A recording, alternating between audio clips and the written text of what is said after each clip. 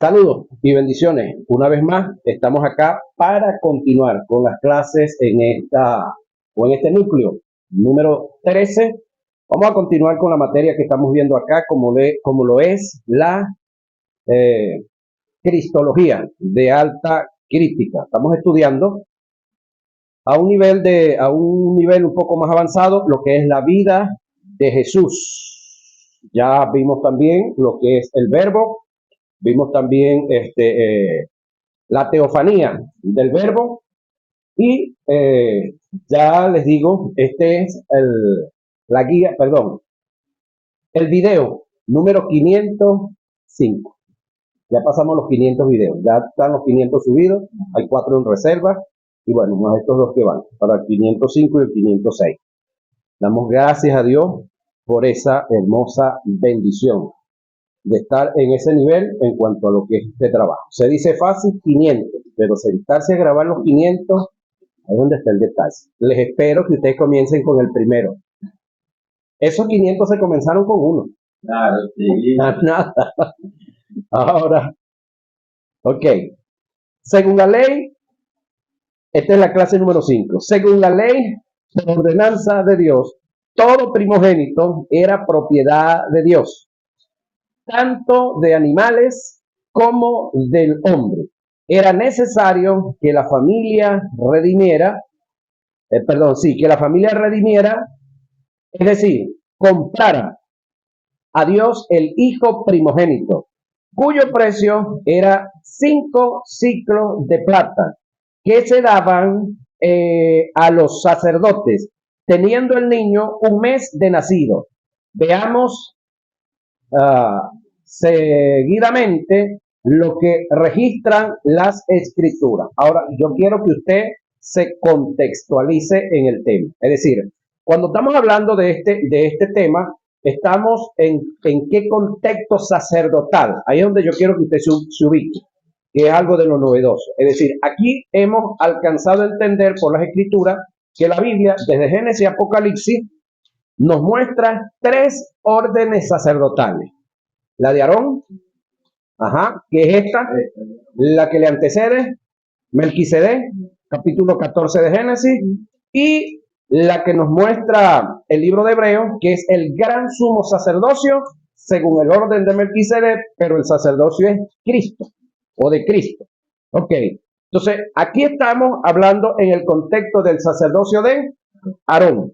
Por lo tanto, esto, aunque es una verdad que está escrito en la Biblia, no tiene nada que ver con nuestra espiritualidad en este tiempo, para nada, porque nosotros no somos del tiempo en el que este sacerdocio vivía. Eso es necesario hacer el contexto de donde estamos leyendo. No deja de ser una verdad, pero tiene que ver con mi espiritualidad esto, no. Entonces, esto para nosotros es histórico. Historia. ¿Tiene su sentido? Sí. Continuemos con el tema. Todo lo que abre matriz, nótese, todo lo que abre matriz, quiere decir que el primogénito se le consideraba era por la madre. Gracias a Dios nosotros no tenemos matriz, ¿verdad? Pues no tenemos problema nosotros. Ahora, de toda carne que ofreciera a Jehová, así de hombre como de animales, pero harás que se redima el primogénito del hombre, también harás redimir al primogénito de animales inmundos. De un mes harás efectuar el rescate de ellos, conforme a tu estimación, por el precio de 5 ciclos, conforme al ciclo del santuario, más el primogénito de vaca, el primogénito de oveja y el primogénito de cabra no redimirás. Sacrificados son, número 18:15. Santificados son, es decir, santificados o dedicados a Dios. Esos quedaban ¿a dónde? En el templo, para que luego que crecieran, entonces iban a ser sacrificados. Ahora, tenías que comprar o redimir el de los llamados animales inmundos y el de el hombre. Conságrame todo primogénito, cualquiera que abre matriz entre los hijos de Israel. así de los hombres como de los animales, mío es. Pero aquí está la verdad central específica. ¿De los hijos de quién? De Israel. No tiene nada que ver con los gentiles y nada que ver con la iglesia, aunque le digo, nosotros no somos gentiles tampoco, por si acaso, ¿no? Reitero, todo primogénito por ley era propiedad de Jehová y debería ser sacrificado y presentado a Dios en holocausto, olor del todo quemado, es lo que quiere decir holocausto. Pero esto tenía sus excepciones. Habían dos de estos primogénitos que deberían ser redimidos por diversas razones. El primogénito de animal inmundo, por ser inmundo, no se podría presentar a Dios en holocausto. Por tanto, debería ser redimido o comprado para que dejara de ser propiedad de Dios y pasara a ser propiedad de la familia. Y de esta forma quedará establecido por su cumplimiento la ley, por supuesto la ley que Dios le dio a Moisés, porque no es ley de Moisés como tal. El segundo caso se daba con los primogénitos del hombre, y por la razón de que Dios no es pagano, que acepta sacrificios de niños semejante a Moloch. Levítico 18:21 y 20:2:5. El sacrificio de un niño era condenado y era una abominación para Jehová. Es la causa por la cual el primogénito del hombre era redimido para que se cumpliese la ley. El niño primogénito o era sacrificado, sacrificado a Jehová en holocausto o era redimido. No había más. En relación con esta redacción que hace Lucas, por orden de Jehová, el padre del niño, no la madre, se presentaba ante el gran sumo sacerdote y le entregaba el niño como propiedad de Dios. Luego el padre tomaba 5 siclos de plata y se los entregaba al sacerdote en señal de redención. Bajo este ritual, el niño pasa a ser propiedad de la familia por haber sido comprado por precio de plata. La Biblia no presenta en ninguna parte que Jesús en su niñez haya pasado por este ritual, el de redención. Esto se debe a que si Jesús hubiera sido redimido o comprado, mira lo que viene, hubiera dejado de ser propiedad de Dios y por consiguiente no podría ser presentado a Dios en holocausto. En el caso de Jesús se cumplió la ley a la perfección, porque en vez de ser redimido fue sacrificado en ofrenda a Jehová. El único primogénito del hombre en la historia de la humanidad que fue sacrificado a Dios en holocausto fue Jesús, su propio Hijo. El relato que presenta Lucas en el capítulo 2, versos 22 y 24, es el cumplimiento de Levítico 12, 6 y 8, donde la mujer, después de haber cumplido los 40 días de su purificación, en caso de que sea un niño, si es niña son 80 días, es decir, ya la cuarentena sería ochentena, traerá un cordero de un año. En el caso de ser la familia de escasos recursos, traerá 2 tortolas o 2 palominos. Todo esto se hacía por causa, oiga, de la mujer, mas no por causa del niño. No se sabe el por qué Lucas utiliza el plural en su relato cuando trata de la redención de la mujer. Dicho rito se le llamaba expiación, no redención. El acto de la expiación se daba en la mujer después de 40 días. La circuncisión se daba en el niño en el 8º día y la redención del primogénito se daba a los 30 días de nacimiento. Número 18, 16. Por lo que da a entender que la madre no participaba en dicha ceremonia, la expiación y la redención no se daban el mismo día. Es otro detalle que tenemos que entender ahí. Lucas lo encierra todo en un solo escrito.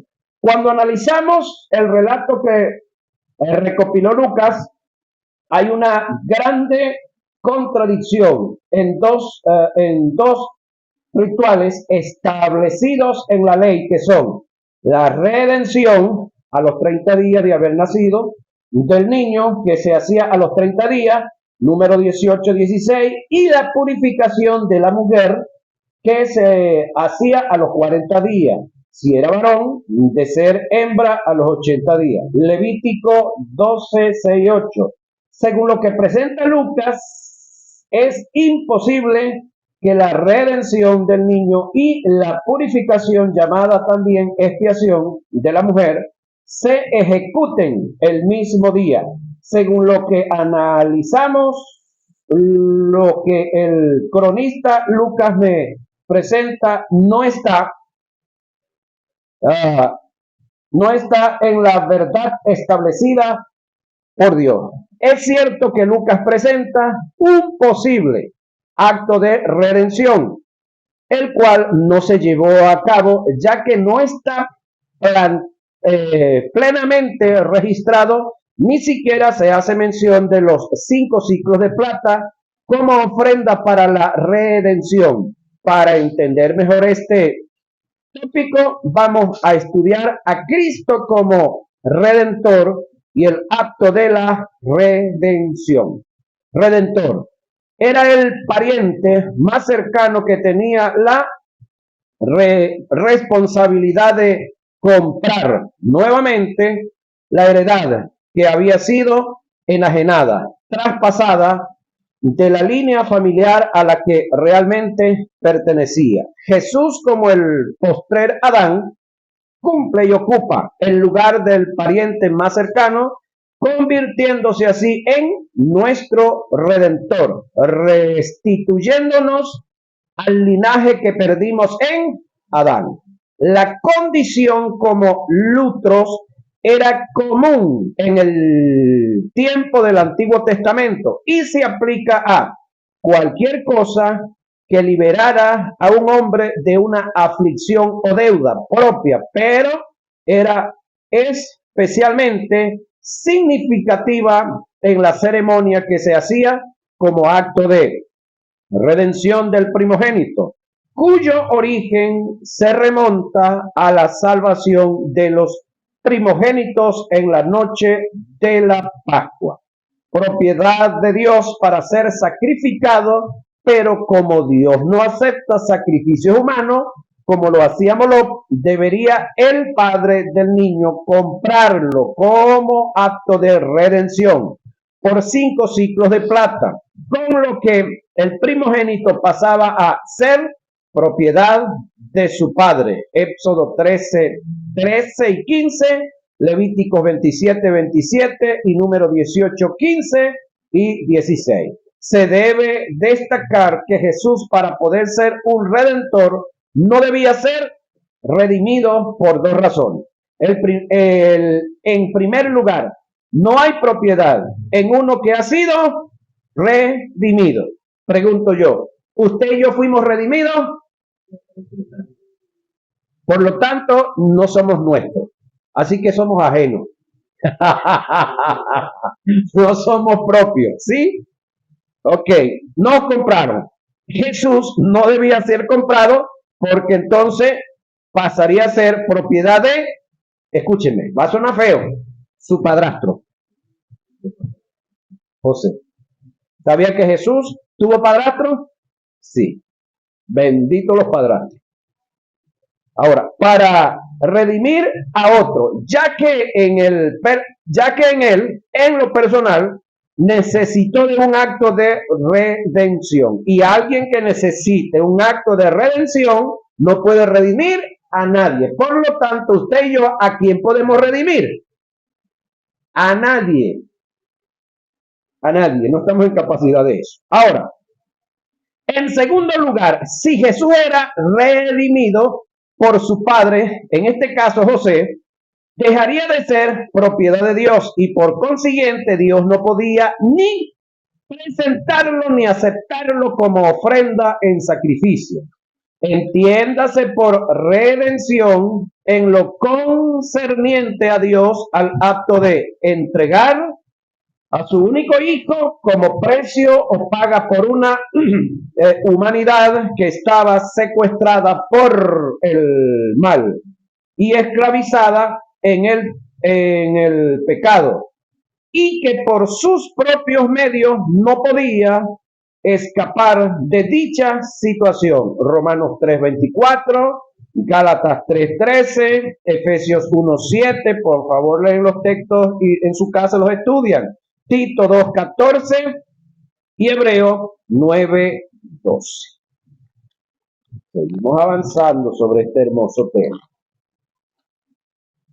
¿En qué consiste el acto de redención cumplido en Jesús? Dentro del plan de justificación se dieron 3 incidentes para que el hombre fuese justificado y obtuviese la justicia y pase a ser justo. Por ahora estudiaremos la redención. Redención, de donde se deriva el término redimir. En el griego existen varios términos para describir la redención, de los cuales vamos a estudiar 4, que son los más esenciales. Agorazo, esto que vamos a estudiar ahorita, hermano, si usted no lo sabe como tal, a usted le va a costar, le va a ser difícil evangelizar o presentar el verdadero evangelio. Pero una vez que usted entienda esto y esto se le ilumine, hermano, usted va a tener una facilidad y una habilidad para presentar el verdadero, genuino mensaje de salvación. Veía un videíto, pero esos videos así que parecieran muy repugnantes, que sube un predicador muy bueno por ahí, ¿no? Que llaman Dante Hebel, que él es irónico, ¿no? Para decir algunas cosas.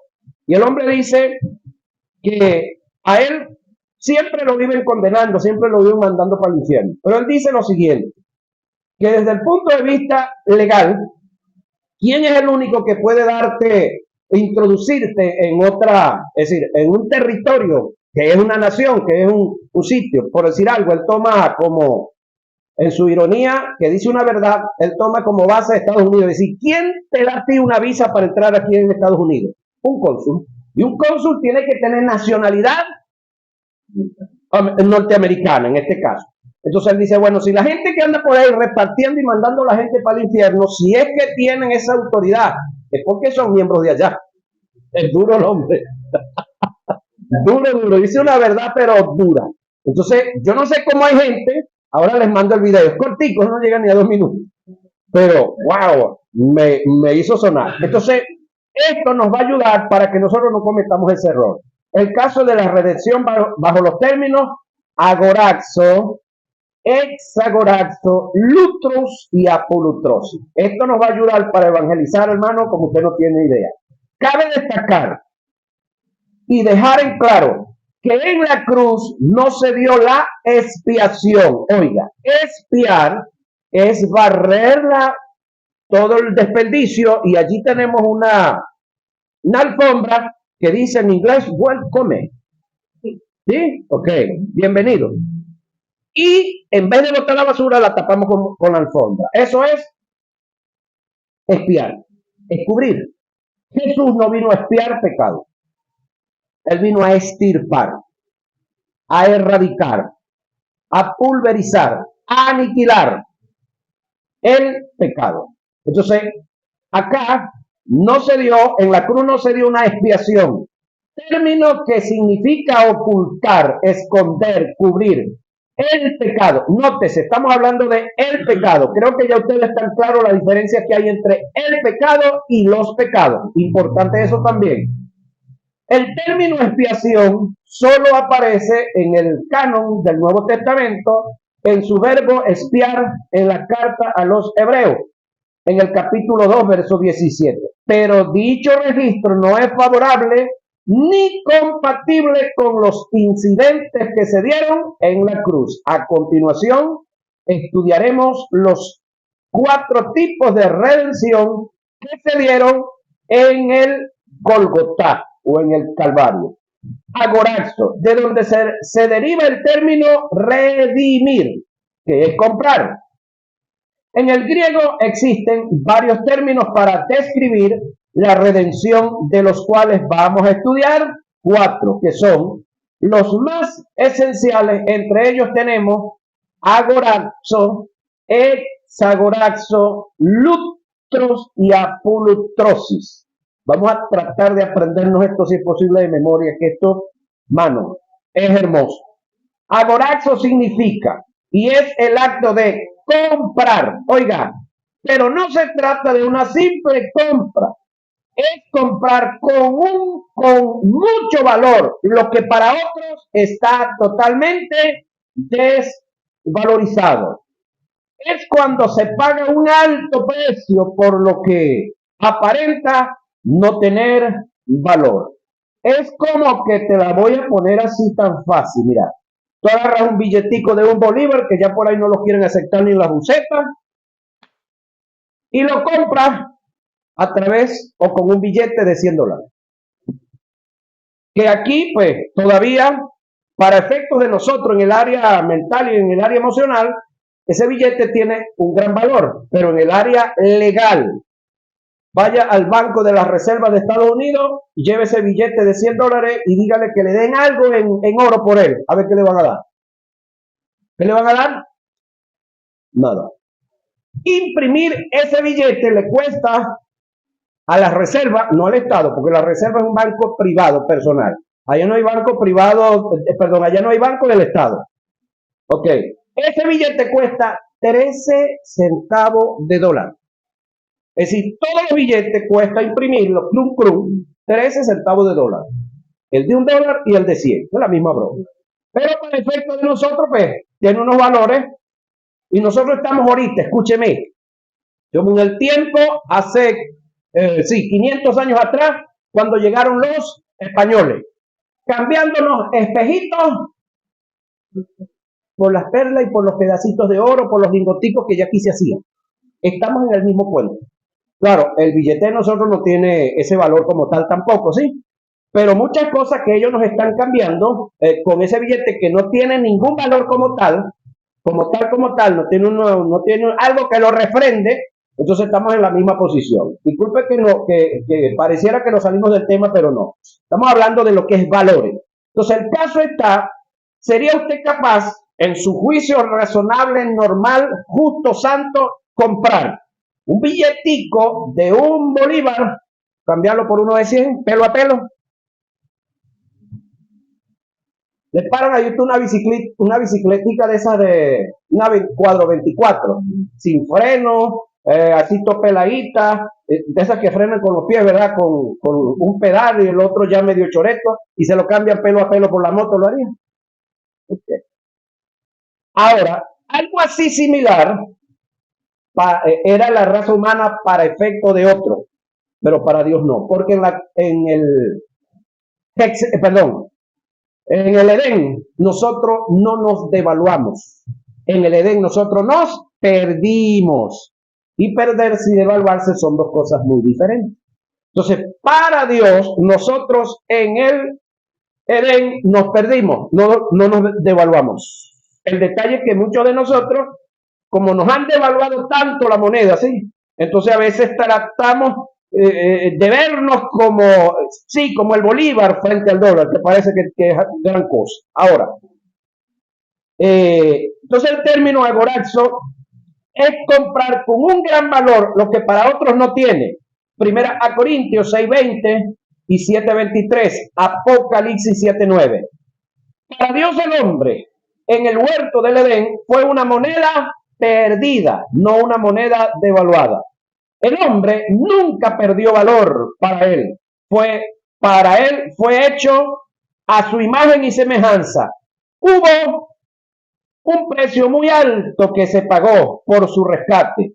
Este incidente está en una de las historias que Jesús relató en una de sus parábolas. Se trata de la historia de la moneda perdida. Observe que en el relato la moneda se perdió, pero no se devaluó. Por esta causa, la mujer que representa, oiga, al Espíritu Santo en su obra de iluminación, alumbrando el entendimiento del hombre, prendió, perdón, el hombre perdido en un mundo de tinieblas. Encendió la lámpara en la oscuridad para buscar la moneda perdida, pero que no estaba devaluada. Reitero, en este incidente revelado en esta parábola se le llama agorazo, es decir, compró con un precio muy alto lo que para otros no tenía valor. Eso es agorazo, comprar. Analicemos el relato. ¿O qué mujer que tiene 10 dracmas, si pierde una dracma, no enciende la lámpara y barre la casa y busca con diligencia hasta encontrarla? Y cuando la encuentra, oiga, reúne a sus amigas y vecinas diciendo: gozaos conmigo porque he encontrado la dracma que se había perdido. Así os digo que hay, oiga, gozo delante de los ángeles de Dios por un pecador que se arrepiente, no por un descarriado que se reconcilia. Aclaró el punto, ¿no? Porque a veces nosotros somos tan buenos y queremos meter los descarriados ahí también. No, es por un pecador que se arrepiente, no por un descarriado que se reconcilió. Eso está en Lucas 15, 8 y 10. Sabiendo que fuisteis rescatados de vuestra vana manera de vivir, la cual recibisteis de vuestros padres, no con cosas corruptibles como oro o plata, sino con la sangre preciosa de Cristo, como de un cordero, sin mancha y sin contaminación. Primera de Pedro 1, 18 y 19. Eso es agorazo. Ahora vamos al otro, hexagorazo. Es la forma intensiva de agorazo. Es el acto de comprar un esclavo con vista de otorgarle la libertad. Es el contraste de comprar para esclavizar. Gálatas 3:13 y 4:5. Este término en su etimología caracteriza la diferencia que hay entre un siervo y un esclavo. El esclavo era sometido a servidumbre. El siervo presentaba su servicio en forma voluntaria en agradecimiento después de ser comprado. Se lo explico de esta forma. Gracias a Dios que en esta parte del mundo eso no se ve. Pero hay lugares, no sé si ustedes, aquí yo no he visto mercados donde venden animales, no, pero me dicen que en Caracas hay sitios donde hay, así como se vende aquí las verduras, allá te venden todo tipo de animal, chivo, ovejo, gato, de todo tipo de animal. Me han dicho esos mercados allá. Ok, así como está el mercado donde venden las verduras aquí, en este territorio había un mercado, pero era de esclavos, donde habían esclavos de diferentes pueblos, porque para ese entonces no había nacionalidades, de diferentes pueblos, de diferentes edades, de diferentes colores, de diferentes niveles de vida. Es decir, habían mujeres que tenían hijos, señoritas, de todo, niños, de todo. Y usted llegaba al mercado y al que a usted le parecía mejor, todos los que estaban ahí estaban con la mirada pegada al piso. Nadie podía levantar la cara, porque el pescozón que se llevaba era, no, hombre. Entonces llega el comprador, Juan Cordero llega allá, le dice: ¿cuánto vale este negro que está aquí? Bueno, ese negro te lo doy por 3,000. Aquí están 6,000. Agorazo. ¿Sí? Pero una vez que hacen el papeleo, hicieron todo el papeleo, le dice al negro: negro, levántate y mírame a la cara. El que está ahí sabe que eso no es normal, porque el que va a comprar ahí no va a comprar para liberar a nadie, va a comprar para llevárselo para seguirlo esclavizando. Entonces le dice: señor Juan, usted como que no conoce mucho la cultura, sabe que ellos no pueden mirarnos a nosotros, los dueños de ellos. Le dice Juan, bueno, tú fuiste dueño hasta que yo te lo pagué, hicimos el papeleo, ahora el dueño soy yo. Sobre él yo puedo decidir lo que sea. Arrogante Juan. Y el hombre le dice, sí señor, así es. Levántate, de paso. Si no tenía nombre, Juan se lo pone. Si no tenía apellido, se lo pone también. Aunque para ese entonces no existían apellidos. Ya eso es acá cuando comenzaron los apellidos a existir. Entonces le dice, levántate y mírame. Ya va, ese levántate y mírame. Si el tipo ya estaba familiarizado con esa cultura, sabía que lo que venía era exagorazo. Era que lo habían comprado de paso a un precio más alto del que habían pedido por él, y luego que él se levantaba y lo miraba, le decía, ahí está la puerta, vete, aquí está tu documento, eres libre. Eso es exagorazo. Es comprar para liberar. Eso es lo que Cristo hizo con nosotros. El esclavo salía y se iba, pero su mentalidad de esclavo, oiga, no es cruel, su mentalidad de esclavo no le daba para irse a disfrutar la vida, andar por allá, sino que se regresaba otra vez. Y como ya estaba autorizado para mirarle la frente a Juan, le decía, señor Juan, yo le puedo servir a usted como siervo. Y Juan, sí, como siervo sí, como esclavo no lo aceptaba. Eso es lo que Dios hizo con nosotros. Y eso es lo que hace con cada uno de los que viene a Cristo Jesús. Pregunto, y vamos a ser sinceros aquí, hágase la mención que usted no se conoce en ninguno. Una vez que usted le entregó su vida a Cristo, Cristo se le pegó atrás a decirle a usted, no peques, no peques, no peques, no peques. Pregunto, a mí no. Yo decidí dejar de pecar. Por amor. Y luego hay otros temas por los cuales, que ese es otro tema que vamos a ver, santidad en una. Él nos puso delante de nosotros el camino del bien y del mal. Y nos dijo, escoge el bien para que te vaya bien, del otro día tú sabes. Pero fuimos comprados y liberados. Nosotros decidimos dejar de pecar. Ahora, estamos hablando de los pecados. Porque el pecado que había en nosotros, lo quitó Él. Nos compró. Entonces nosotros fuimos agoraxo, pero con la posición de exagoraxo, comprados y dejados libres. Entonces, el acto de exagoraxo era un tipo de redención para comprar al esclavo y liberarlo de su esclavitud. Si el esclavo, una vez siendo libre, quisiera servir voluntariamente a quien lo compró, pasaría a ser un siervo. La pregunta, ¿siervo con S o con C? ¿Siervo con S o con C? Igualito dice siervo. Con C dice siervo y con S también. Lo que pasa es que con C tiene que ver así como con cacería, escopeta, rifle, cacería, animal de 4 patas. Es con S de servir. ¿Sí? Ok. Ahora, siervo. Pero gracias a Dios que aunque erais esclavos del pecado, habéis obedecido de corazón aquella forma de doctrina a la cual fuisteis entregados y libertados del pecado.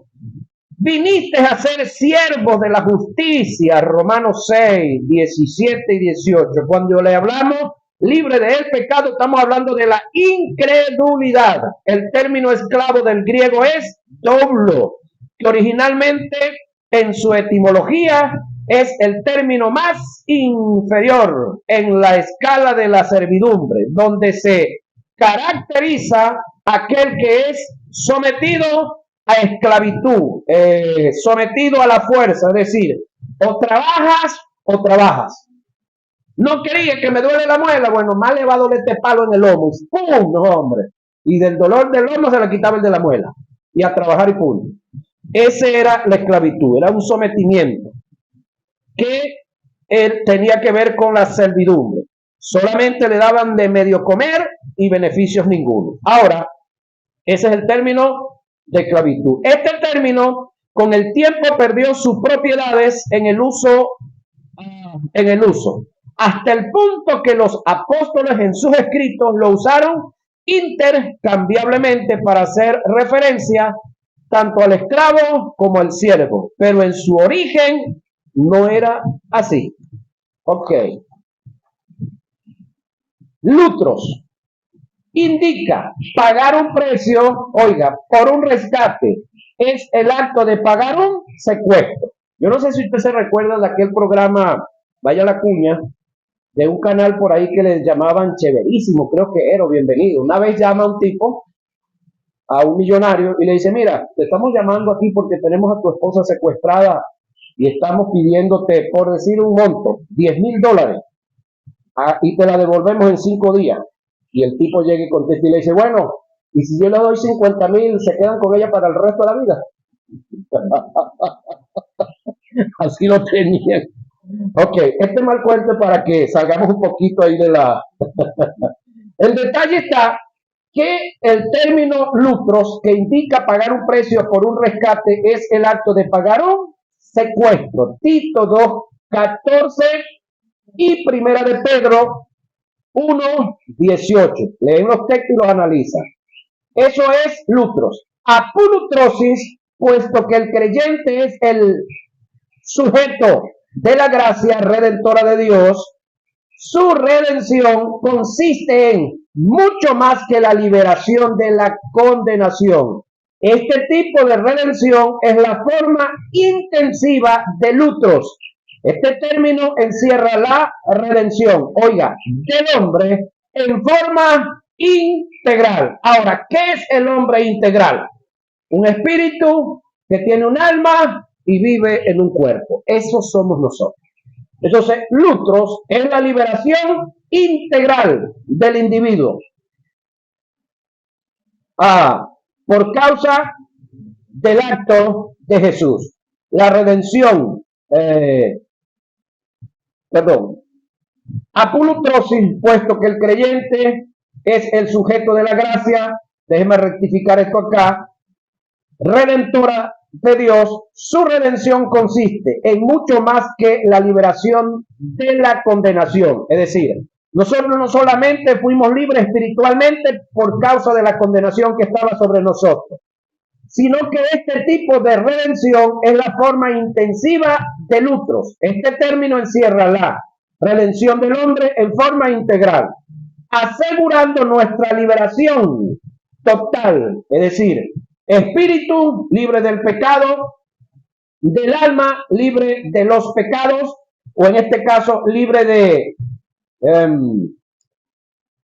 la condena que había por cometer pecado, y también libre de las enfermedades en el cuerpo. Eso es integral. Hebreos 9, 11 y 12 nos garantiza, óigalo, la absolución absoluta y definitiva del estado de pecado, es decir, libre desde el día que le entregamos la vida a Jesús para el resto de nuestra existencia, que nos condenaba, que estaba arraigado en el espíritu. Esto indica que nada de lo que el creyente haga puede menguar ni aumentar la justicia divina que se dio por gracia y la obtuvimos por fe. Óigame, en el tiempo antiguo habían esclavos o habían personas que eran esclavizados por 7 años. Si el dueño era justo, a los 7 años lo liberaba, pero habían otros que esos pasaban de largo y esos se olvidaban. Y habían otros que eran llevados a la esclavitud para el resto de su existencia. Habían unos que lograban la liberación. En el caso de nosotros, en el área espiritual hablando, fuimos libres una vez que le entregamos la vida a Jesús para siempre. Óigame, de el pecado. Pero se nos dieron armas para nosotros liberarnos de los pecados. ¿Estamos claros ahí? Los pecados son las obras asociales o amorales que nosotros estamos en capacidad de hacer, pero que también estamos en capacidad de dejar de hacer.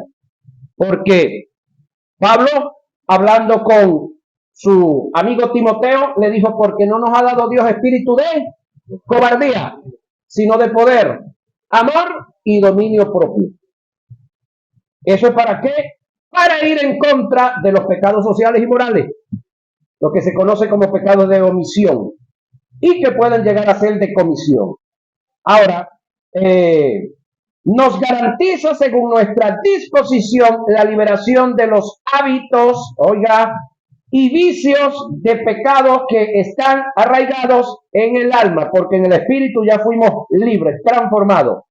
Nos garantiza la liberación del estado de humillación en la que se encuentra nuestro cuerpo, o se encontraba nuestro cuerpo mortal, por la resurrección o transformación en su venida. Efesios 4:30. Es decir, los que ya estamos en Cristo tenemos una promesa, si llegamos a morir, de ser resucitados para vida. Porque los que están sin Cristo, igualito, y mueren, van a resucitar, pero no para vida. Y en el caso de nosotros, los que estemos vivos hasta el día que se dé el arrebatamiento de la iglesia, entonces tenemos otra promesa. ¿Cuál es esa? Esto corruptible, alma, se ha vestido de incorrupción, y esto mortal, cuerpo, se ha vestido de inmortalidad. ¿Por qué no me hablas del Espíritu, Pablo? Porque ya te lo hablé. Colosenses 2:10. En Cristo estamos completos, espiritualmente hablando. Ahora, nos garantiza la liberación del estado de humillación en la que se encuentra nuestro cuerpo, por ahora, mortales por la resurrección y transformación en su venida. Efesios 4:30.